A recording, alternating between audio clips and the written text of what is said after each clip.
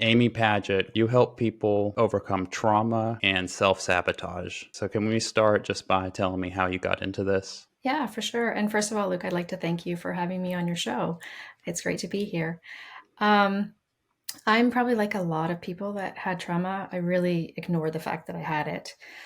I went through life just pretending that I didn't exist. My traumas were in my childhood. And um, I had a brother that died when I was little. I was very young. And I was left with two grieving parents. I didn't really understand what had happened. I just knew that my parents were different. And I, co-regulated with them as children do. And I was co-regulating with two adults who really were really dysregulated. And as a result of that, I really kind of abandoned my own needs and really put my parents' needs first and really, Hmm. thought about, okay, I need to make my parents happy again. They're not happy. I'm not really sure why. Kids really internalize things so differently. And, so that was a lot for me to carry as a child. And then later, I was sexually abused, and I did not tell my parents. I felt that it was too much for them, Hmm. because they were still grieving. And I felt, oh, that's just too much for them to carry. But it was really too much for me to carry. But I Hmm. carried it all, right? And so I adopted this lifestyle of just avoiding my feelings, putting everybody else's needs first, becoming that fawner response, which they say in trauma, like that fawning Hmm. response, people pleasing, putting other people first. And then I slowly just kept going. My parents didn't know that I was struggling. Nobody really knew. And I adopted that right up into adulthood. Hmm. And like any strategy, that served me really well for a really long time. I was really successful. I was able to go ahead and do a lot of things in life with that strategy. But then it kind of all fell apart. I was teaching full time and I started to get sick. And I was just really run down and really tired. And then I started to get these oozing blisters, and they were on the soles of my feet, the palms of my hands, and my lips. Hmm. I used to say that my lips walked into a room before I did. They were massive. It was like lip injections gone wrong. Oh Um, wow. and so here I was taking up space in a way I didn't want to take up space, right? For most trauma survivors, or a lot of them, there's this need to kind of blend in and just be chameleon like and, not really be seen or heard because that's safer. And all of a sudden I was being seen and heard in all these ways that I didn't want to be. I didn't want people to see me in this way. And so it was a real struggle. And then I couldn't work. Hmm. So I had to navigate the disability system, which with that comes shame, right? My whole identity was linked to me being a teacher, and I could no longer teach. And then I had to, plead my story to disability. And it's like a system that cross examines your truth and asks a lot of questions. And I just, did not feel good about myself. And so slowly, I just kept getting worse mentally as well. And, I have three kids and I was trying to, keep going, but at the same time, I was just falling deeper and deeper into this state of, I'm not good enough. I'm falling apart. I look awful. I feel awful. And there was kind of a day that things kind of shifted for me. We had just gotten a new car, and I hadn't really left the house in a long time because I didn't want to be seen. And my son said to me, Mom, can you drive me somewhere? And I was like, oh, okay, but I'm not getting out of the car because I didn't want anybody to see me. And Hmm. I had to wear slippers because I couldn't hardly walk. And so, I hobble Hmm. out to the car and I get all three kids in the car, and it's this beautiful sunny day and we're driving along and the kids are talking and I'm like, okay, I kind of feel somewhat alive again. I've left the house. This is a good thing. And then all of a sudden there's this huge bang, and I look around and there's branches everywhere and there's glass flying in the car. And I'm thinking, did I just go off the road? Like, what has happened? And a tree Hmm. hit us. A tree hit you. It was, yep, it was an old tree. There was no wind. It just fell that day. And it Oh came my right gosh. down the driver's side door, smashed the sunroof, smashed the windshield. Oh my gosh. And nobody was hurt. We Oh, no all one was walked hurt. away. And I was like, that tree is giving me a message. I am still here, right? I have a higher purpose. And so I didn't get better like that day, but it was like a shift in my thinking, right? Like, I'm still here. I'm going to be okay. The tree didn't get me, and my trauma's not going to get me either. And so then I really kind of dove into learning. And I dove into learning about your nervous system. And I finally understood, that my body was really screaming at me, right? These blisters and these things that were happening in my body was really my body saying to me, Amy, you need to stop and you need to acknowledge the pain that you had. And then you need to move on, right? And so it was just this aha moment, like, oh my goodness, okay, I'm going to get better. And so I did. I started slowly. I took Linda Tye's course, which is on somatic embodiment. I became a trauma informed coach and learned so much about trauma. And it was just, the whole course was learning so much about myself. And then I became a breathwork coach. And breathwork was like, oh my goodness, this is what I'm missing, right? Because my nervous system was so dysregulated. I had lived in like this sympathetic state for so long that it felt normal to me. I didn't Mm-hmm. really know what peace and calm felt like. And then all of a sudden, I was given this tool where I could calm my body. And it was like, wow, this is what this feels like. And the other thing is too that when that first happens, it feels uncomfortable, right? Because when you're Mm-hmm. used to that constant hypervigilant state and then you finally feel that calmness, it is going to feel uncomfortable, right? It's not something Mm-hmm. you can just be like, okay, I got it. I'm good. It takes practice. And so slowly I learned to practice and learn to calm my nervous system. Whereas before, my only tool was to just keep pushing through, until I was Mm-hmm. forced to not be able to do that. Yeah, I totally relate to that too. Because the breath work was, I didn't, I went through maybe a similar thing. I learned a few things that were really helpful, cognitive behavioral therapy, kind of understanding some thinking patterns. And then the breath work helped me with the physiological side where I was just stuck in that fight or flight state all the Mhm. time. So, what was the first breath work technique that you learned that helped you? Um, I would say like the balance breathing was really like the four in, four out, right? Mm-hmm. And then just kind of balancing my nervous system, right? Because I wasn't Mm-hmm. quite ready to completely relax yet, Mm-hmm. right? And I was Mm-hmm. also breathing wrong, right? Like so many people do, especially with trauma, you kind of breathe right here, right? There's no deep breathing. And Mm-hmm. then, I always say to my clients, inhale, belly rises, exhale, belly falls. And I would inhale and suck in my belly, right? So I Mm-hmm. wasn't breathing properly. And so it was really just, I guess, in the beginning, just really learning the basics of breathing, something we think that we can do because we do it every day, but we don't necessarily do it properly. Mm-hmm.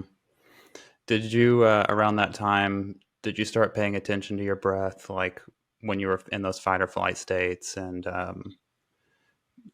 basically, I'm trying to relate it to what I went through, which was I started realizing I was holding my breath all the time and like breathing really shallowly and Mhm. rapid. So, how did your breathing change like throughout the day, and like how has it evolved since then? Definitely, I'm more aware of it, right? Like, I think, Mm-hmm. as you said, like so many times I was holding my breath and not even realizing it, right? Like, oh, I'm not breathing right now. And so it's just that whole mind body connection and being aware of what's happening in your body. Um, and just, really paying attention to, what, right now I am triggered. What's happening in my body and really stopping to listen. Okay, where is my breath? Where is it landing within my body? Is it fast? Is it slow? And asking myself these questions and being like, okay, so these are signs that you are, activated and you're in a sympathetic state. So what can you do to kind of slow it down? And so, can you talk about the trauma informed coaching and how you help people through that? Yeah, I'm a trauma informed coach, and so I work one on one with clients through Zoom. And as a trauma informed coach, I don't work in the past. So I don't really talk about, what happened before because we can't change that. It's really about what's happening in the here and now and how is that affecting you in your life. So just like me, it was affecting me. I was really busy and avoiding. And with that often comes so many self sabotaging behaviors, right? And so much of self sabotage is linked back to trauma because it's a way to soothe a dysregulated nervous system. You know, when you think about so many addictions, so many of them are that hand to mouth, right? Just as a child would suck their thumb to soothe their nervous system, you know, people drink, people smoke, people vape. Those are all hand to mouth actions. And essentially, what they're trying to do is calm their nervous system. And so, you know, I work with people who've had trauma and who have self-sabotaging behaviors, and building their toolbox so that they can have healthy coping mechanisms to get them through, and really teaching them how to connect to their nervous system. A lot of people don't understand what it means like to be in different states or what it feels like. So, you know, I'm constantly saying, what sensations are you noticing within your body? What feelings are coming up? It's really about befriending your nervous system and understanding the language of your nervous system. You know, it doesn't, our language, our nervous system doesn't speak in words. It Mm-hmm. speaks in feelings and sensations. And so it's really about, you know, becoming attuned to those, and what are those for you? What does it feel like? Mm-hmm. Yeah, and there's so many sensations that definitely in the past just yeah, I just experienced them and just thought they were real. Just think about times of kind of going into mini panic attacks, like getting sweaty and breath getting really shallow. And it's funny just becoming aware that that's your nervous system is Mhm. so helpful. And for trauma as well, it's Hmm. really hard for people to, you know, decipher between, is it something that happened in the past or is it happening right now, right? So when they're triggered, their mind is, you know, being triggered based on an event from the past, but they're feeling it and living it as if it's happening right now, Hmm. you know, because your nervous system remembers. Hmm. Yeah, that's an interesting part too. That a memory can have the same response to your nervous system as if it's currently happening. Yeah, which is very common for a lot of trauma survivors, right? They'll be triggered Hmm. by a sound or someone's voice or, you know, a smell. And, you know, it takes them back to that event. And their nervous system is right back there responding the way, you know, as if it's a threat. Hmm. And so, what are some good coping methods when you have the, or let's just say it this way: what are some good coping methods for dealing with trauma? hmm And so, of course, everything is individualized to each person, Hmm. right? Because we all respond differently. So it's really about building your toolbox and what works for you. The biggest thing I say to my clients is, you know, we want to empower you. And I start every session by saying, you know, what do you want to work on today? You know, it's very client centered and client led. And, you know, they'll come to me and say that this is what I'm feeling. And we really work through it together. Breathwork is an excellent tool that I use with a lot of clients. Story states. So, what state is your nervous system in right now? How do you know? Let's break it down. Let's talk. Let's write down what that state looks like, and then let's write down all the coping strategies that you use, either by yourself or with other people, and let's kind of talk about which ones are healthy, which ones are better for you. You know, it's really, really important also when you look at the coping strategies that you use to not say, oh, those are awful, right? Because so many of the coping strategies that we adopt, they do work for a really long time. They do get us through, but sometimes they just aren't the healthiest choice. So it's really looking at, okay, how can I, you know, slowly shift into something different, but never ever looking at the ones that we adopted before with shame. Hmm. A lot of times I do even, you know, wall art. You know, let's put up on your wall what you want. I did that for myself. Our bedroom was covered, and you know, Amy, you are healthy. Amy, you are, you know, you are going to do great things. Amy, you are going to thrive. So that as soon as I woke up in the morning, I saw all those things. You know, and that was a reminder that I am going to get better. Hmm. And so, kind of want to talk about the breath work more. So, how do you, like, I guess the way I think about breath work that really helped me was I made a daily habit of it and I did it every day. And I also did like HRV biofeedback and got really into the heart rate variability monitoring. Hmm. So, what are some of the protocols you recommend for breath work? Hmm. I think it's important that I do breath work every day. Mm-hmm. I always start my day with some sort of sympathetic activation, right? So then I can get myself going and ready to go. I go to the gym in the morning, right? And I'm usually tired. And so I get up and do, some really quick breathing to kind of activate my sympathetic nervous system, then go to the gym. And then usually midday, I do some sort of balancing activity. And then always before bed, I'm doing some sort of breath work with an elongated exhale, right? Mm-hmm. So that I can relax my nervous system. That's funny. I do it really similarly. Before bed, I pretty much always do a few minutes of box breathing, 5 5 5 5, and Mhm. then probably 20 30 minutes of 4 8 breathing, where the exhale is twice as long as the Yeah. inhale. So it's funny hearing you say that. And then how did you describe what you do in the morning fast? Can you describe that again? Yeah, so the way I was taught it, it's called breath of fire, right? So it's Mm-hmm. just the exhale only. So it's exhaling really, really fast through the nose, Mm. 3 rounds of 20. And so I Okay. don't inhale at all. It's just exhale. 3 rounds of 20. And then I can feel that kind of, oh, I'm ready for my day. I'm ready to get started. It's just a really quick way to start my day. I don't, I get out of bed and do it right beside my bed. So, Mm-hmm. it doesn't take up a lot of time. I think that's the thing too. A lot of people think, oh, I don't have time for this, Mm-hmm. but these activities, they can be done, anywhere. That's the Mm-hmm. amazing thing too about breath work is it is a tool that you take with you wherever you go. Mm-hmm. Yeah, and you can do it, and no one even knows you're doing it. Yeah, yeah. And so I am a teacher and I teach the kids how to do breath work, Mm-hmm. That's which I great. love too, because there's so many kids that come to school with these dysregulated nervous systems and they don't understand it at all, right?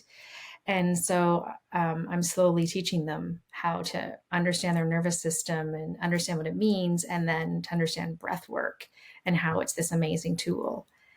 And there was a student this year. I teach phys ed and I also do health, and I'm the librarian too. And there was a little boy over in the corner, and I was like, "Oh, are you okay?" And he's like, "Yeah, I'm just really mad, so I'm using the breath work to calm myself right now." And I was like, "Oh, that's so Oh, that's awesome." great. Wow. Yeah.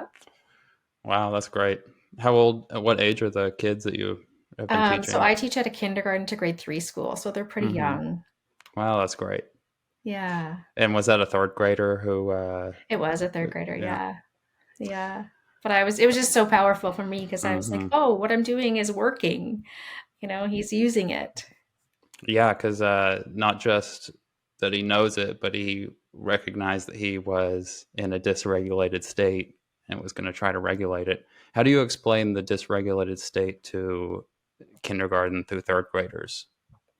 I find kids are pretty good at it. I talk to them Mm-hmm. about how inside their bodies there's this nervous system, and there's two parts to it. And I use the words, sympathetic and parasympathetic, and we talk about different feelings that you may feel when you're in that, and because I think it's important for them to understand the words. And so far, they've got it, and they've been really good at saying, I'm in this state now.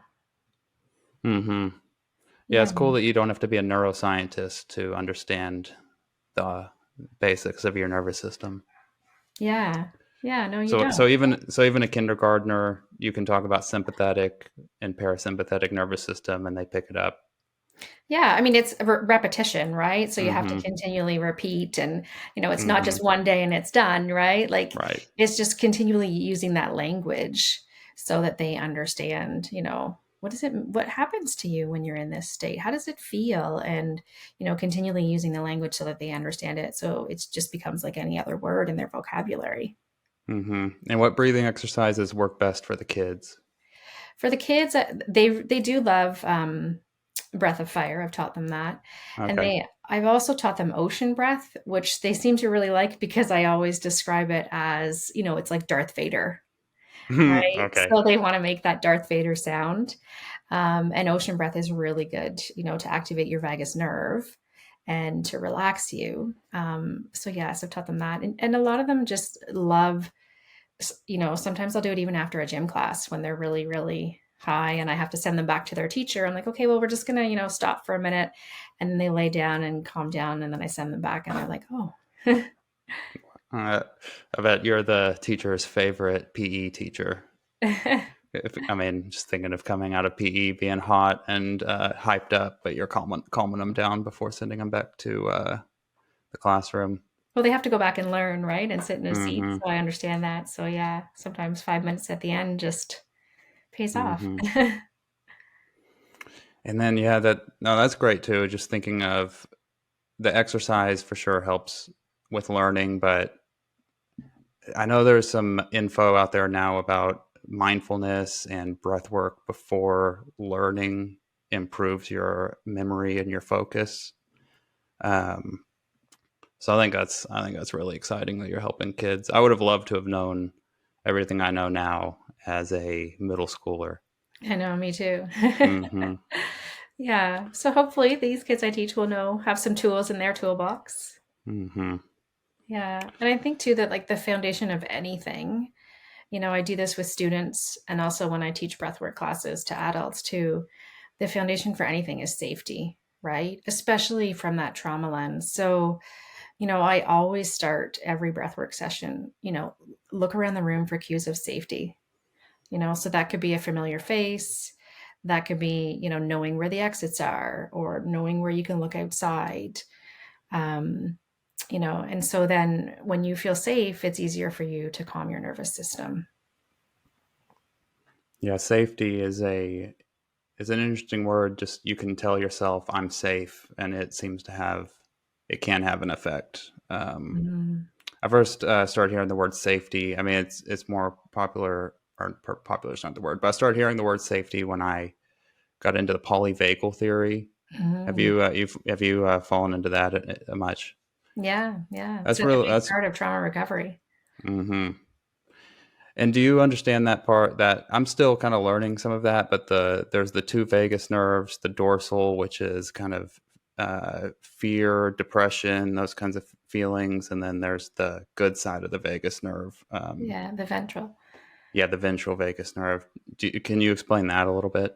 Yeah, so the ventral is really when you're in that, relaxed state and you would have like high vagal tone, right? And Hmm. then the dorsal state is the kind of shut down state. I don't want to do anything. I'm going to give up. There's no point in going on, right? And that would be someone who has really low vagal tone, right? And that's the really cool thing about breath work is you can activate the vagus nerve, which is this nerve that goes through your whole body. So a lot of times I teach, little activities within the breathwork class. I did one last week and I taught them the ear one. So you can just put your fingers in your ear and, massage your ears and then that activates it. And Hmm. humming is a really great one too to activate your vagus nerve. Yeah, it's funny how many little ways there are to activate it. The There, humming, yeah. the ocean breath, the ears one. I just learned that not too long ago, and then I read a book called "The Healing Power of the Vagus Nerve," and Mm-hmm. they talked about a lot of these weird little ways to stimulate the vagus nerve. Your eyes, if you move your eyes a certain direction. Mm-hmm. Um, Yeah. what are some other ones that you're excited about as far as stimulating the vagus nerve? Yeah, like singing, right? Anything where you're kind of, Hmm. vibrating right here, singing, humming. Um, ocean breath, the ear one. I mean, the vagus nerve goes so far within so many parts of your body, right? Um, yeah. When you work with someone and you're helping them with trauma and self sabotage, what are some of the first things you'll do with a client? Hmm. Well, again, the first thing is always safety, right? Like this is a Hmm. safe space. There's no judgment. I only offer compassion. I'm never going to shame someone when, whatever you tell me, this is a Hmm. judgment free zone. I think that's really, really important for people to understand, especially with trauma, because most trauma survivors come with so much shame, right? And then they've adopted these self sabotaging behaviors, which just adds to the shame. So, whatever comes up, comes up. And I say that in my breathwork classes as well. we don't breathe to push things away. We breathe to let things come up, and whatever comes up comes up. So I guess that, that's the foundation of it all, is that safety piece. And then, really getting honest, and it often doesn't happen in the first session, right? We really have to build that relationship first. So there's a lot of relationship building, and then them feeling safe to talk to me. And then, whatever comes up, and how do you want to change this? Mm-hmm. Because I can't change anything. It has to be what you want to change, Mm-hmm. And so then what tools can I offer you and provide you so that you can be successful? So you don't just go with one blanket approach where you say, if you've got trauma, you need to do ocean breathing for 10 No, minutes a day. It's, no, because yeah. everybody is so different, right? Mm-hmm. And recovery is different. It's tailored to every person, right? What works for one person may not work for another. Mm-hmm. Breathwork may not, breathwork can be triggering for some trauma survivors, especially if you ask them to close their eyes, right? Mm-hmm. That can be a really triggering thing. And so it's really important for me to understand, if you don't want your eyes closed, that's totally fine, Mm-hmm. and really knowing where they're sitting within their nervous system. If someone is in a dorsal state, I don't want to do, you know, really relaxed breathing with them, because they're already in a really relaxed state, Mm-hmm. right? So it's really important that together we learn the language of their nervous system, and then what do they need? That's really interesting to think about it from if they're already in a dorsal state, they're kind of like, oh, they're a little too parasympathetic at that point. And Mm-hmm. so doing something a little different or trying to bring up their nervous system and then calm it back down. That's really Mm-hmm. interesting. Yeah, and I've done that before, right? Like I've brought people's nervous systems up into a sympathetic state, a really light activation, and then ask them to think about, what does it feel like right now? What are you noticing? And then we shall slowly bring it back to like a balanced state, and then a parasympathetic state. And okay, what were the shifts that you noticed within you? Hmm. And can you do that all just through asking how they're feeling, or do you use any technology to help you with that? I don't use any technology. Hmm. I do use the breath test. So there is the nostril test, which, are you familiar with that? Maybe can you explain it? Yeah. So I just asked them to put their hand up and then exhale 3 times from their nostrils, and then which one is more dominant. So Okay. if the right is more dominant, then they are in a sympathetic state. If the left is more dominant, then they're in a parasympathetic state. And so a lot of times I'll have them check in as we go through the different states, and were you successful? And it works for some people, it doesn't work for everyone. It's not exact, but for most people it does. And then that's also something that they can carry with them wherever they go. Hmm. Like, oh, I'm just going to check in with my nervous system, and then exhale. Oh, okay. Wow. And so that works most of the time. Can you say it again? The right nostril, if the right nostril is stronger, then Yeah. So if it's. the right is stronger, you're in a sympathetic state. And if it's the left, then you're in a Mm. parasympathetic. Okay. So the goal would probably most of the time to be balanced. Yeah, to be balanced. But of course, Yeah. that's the other thing Unless. too with understanding your nervous system, that we think sometimes, oh, we don't ever want to be in that sympathetic state. We Hmm. have these states for a reason, right? And we need them. We need them for different things. Athletes really need to activate that sympathetic state so they can perform well. Hmm. We need Hmm. them for lots of different things within our life. So it's important to know that not one is bad or good. Hmm. Yeah, it'd be hard to run a 100-meter dash Yeah. in a parasympathetic state, unless you wanted to You'd run really, slow. yeah. You'd be like the turtle. Yeah. Yeah, so it's really, understanding that they are important, right? And the sympathetic state is that fight or flight. You need that, if you're in danger. So we need both states. Hmm. It's really about finding the balance of when you need Hmm. them, and not living within that sympathetic state all the time, which Yeah. is a state I feel I lived in for a really long time, right? Hmm.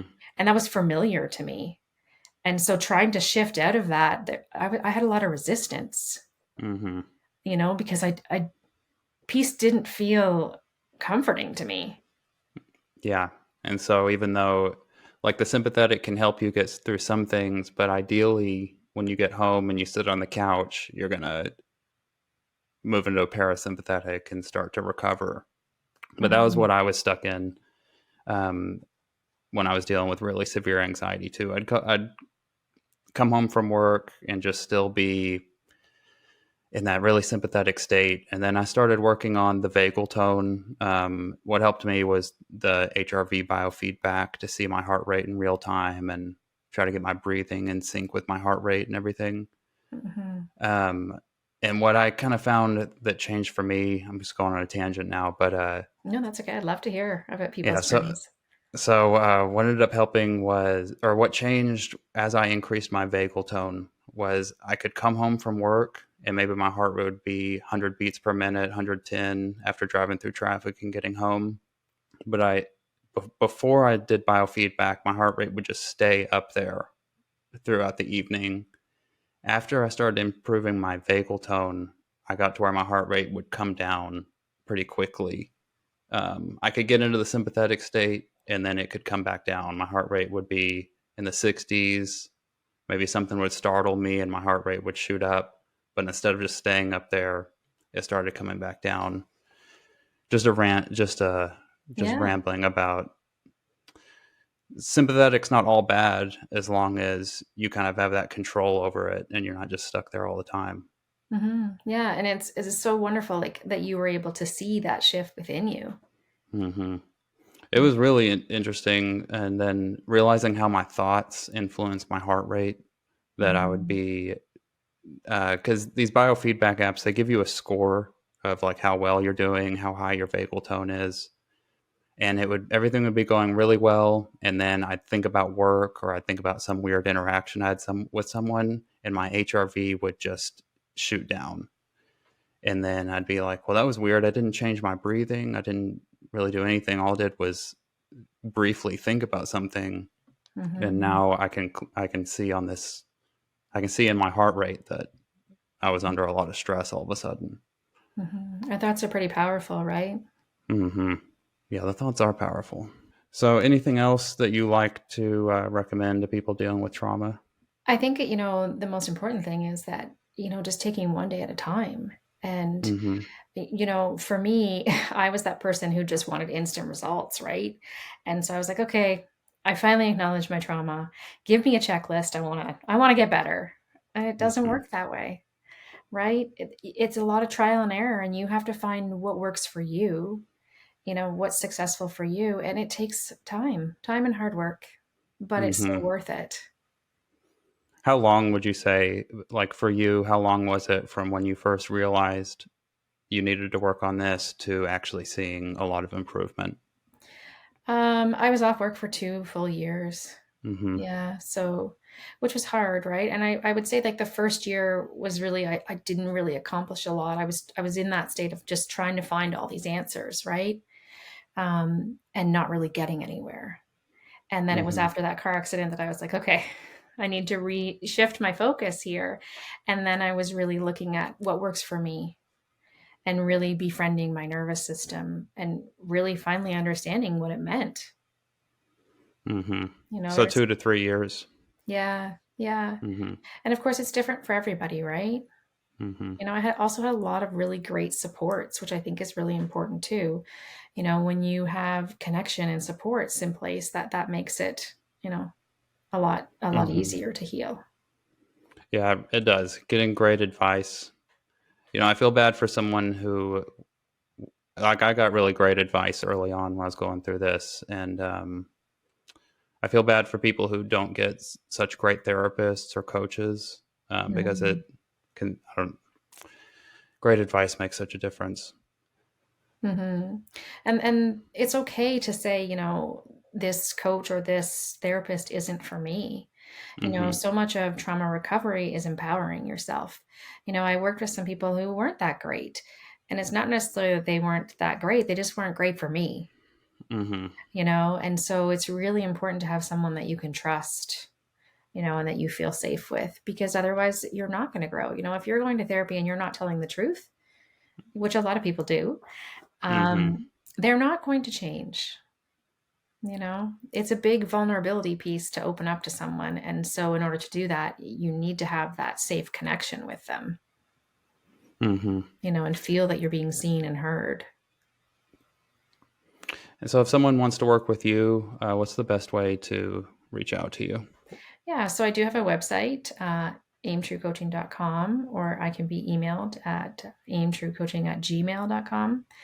And I'm on Twitter, aimtrue7. I'm also on Instagram at aimtruecoaching. Well, sounds great. We'll put links to those all down below, and you've got a Hmm. great Twitter account. I recommend the follow. Thanks. Yeah, and I'm going to be a keynote speaker at a conference in May Oh, in that's exciting. Ohio. Yeah, and so there's not tickets available yet, but they will be September 1st, and it's through the Beautiful Flawed Warrior Trauma Recovery. Oh, that's great. Hmm. And you'll be talking about trauma and breath work there. Yeah, and I'm also going to be leading a breathwork session as one of the breakout sessions. Oh, that's exciting. Well, congrats on Hmm. that. Yeah, it is exciting. Yeah. Well, anything else you want to share before we close up here? Well, I want to thank you very much again for having Hmm. me. And I think the biggest thing is that, trauma recovery doesn't really have a final destination. I wouldn't say I'm completely healed. I've done amazing, I've made amazing gains, but I'm still working.